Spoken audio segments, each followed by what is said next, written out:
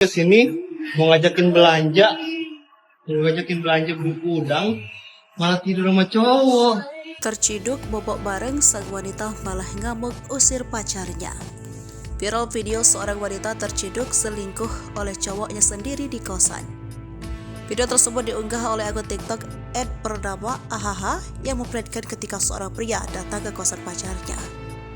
Dalam video terlihat pacar pria merekam kejadian ketika pacar wanita sedang berada di kamar kosan. Wanita yang mengenakan kaos putih dan celana pendek hitam dengan rambut yang terurai panjang terlihat menunduk dan menangis. Sementara sang pria berkata soal kekecewaannya karena pacarnya membawa pria lain ke dalam kamarnya. Namun reaksi wanita tersebut justru terlihat lebih emosional dan mengusir pacarnya dengan kata-kata kasar. Sang pria mengatakan bahwa sempat mengajak ceweknya untuk jalan-jalan tetapi malah membawa pria lain. Adapun kronologi yang diceritakan oleh sang pria yang menyebut pacarnya selingkuh bukan hanya sekali. Kejadian pertama dan kedua terjadi di tahun 2021. Ia memergoki si wanita ketahuan sedang jalan dengan ustadz dekat rumahnya dan ketahuan chattingan dengan mantan suaminya. Kejadian ketiga dan keempat terjadi di tahun 2022 hingga ketahuan pacaran dengan teman sendiri. Selingkuh yang kelima terjadi di tahun 2023 yang ketahuan sudah nikah siri dengan supir bus NPM dan ia masih memaafkannya. Selingkuh yang keenam kalinya, ia memergoki cewek tersebut tidur dengan cowok lain yang membuatnya sudah muak dan tak percaya lagi.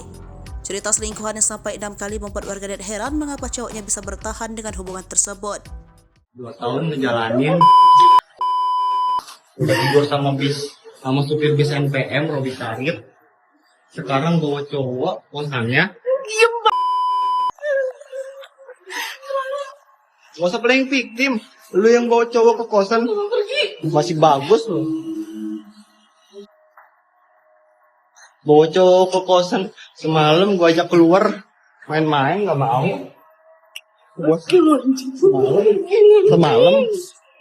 Semalam gua ajak keluar semalam gua ajak senang-senang gak mau. Gua pagi-pagi kesini mau ngajakin belanja buku udang, malah tidur sama cowok.